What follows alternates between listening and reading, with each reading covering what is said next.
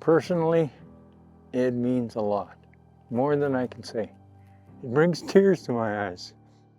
I never thought that I would see this day.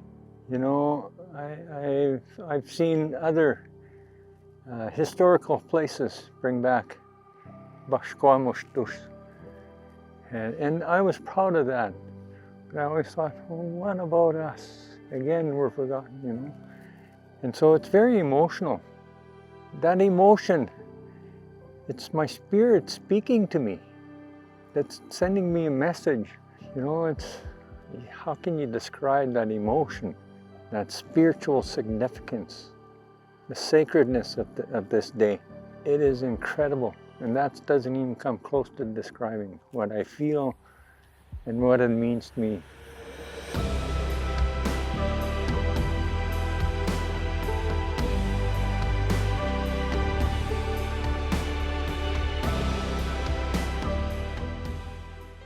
I think that bringing back the bison for our nation, our families, and ourselves as individuals, it brings an inner strength. It is a revitalization of spirit. It's a strength that you don't see with every animal. Métis Nation Saskatchewan has been working with Parks Canada for over a year to get to this point. Collaboration started when Parks Canada identified the opportunity to provide bison to us to bring back to Batoche. And then internally, it's been a collaborative effort between every ministry of our government to try and get to this point. So it's been a really great experience, I think, internally to help us grow as a team and to strengthen our relationship with Canada through Parks Canada. The cultural connection and the environmental connection are extremely important. Number one, culturally, Métis people came together through the buffalo hunts. You had families and clans who worked together, chose captains of the hunt, shared songs, language, all those sorts of things. Bison were in the middle of that. Environmentally, obviously, bison are a keystone animal. So what they'll do for the environment here is they'll actually create new fauna that it's not even new, it existed here before. Different birds will come here, different animals. So it creates a healthier environment for the land that we're standing on. My family, we still have our original river lot about 2 miles away from here. And on the way here, traveling here this morning, I stopped in that land because that land, anytime that I come back to Batoche, I get filled with a mystery, a magical mystery. And it was again today, very emotional. I went and I spoke to my Muslim, Louis Batoche. I spoke to him and my kokum and asked them to help me to speak today. I gave them thanks for what they have brought us, for the sacrifice that they made back in 1885 and then afterwards.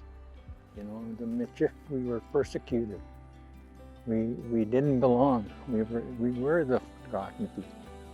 And historically, by bringing back Bashwa Mushtus, we will no longer be the forgotten people. We will be the proud Michif that my grandfather and my grandmother were back then, and my uncles, my great uncles that fought in the battle.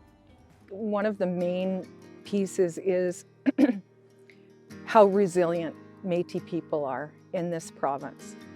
We haven't seen bison in this area probably since the 1870s.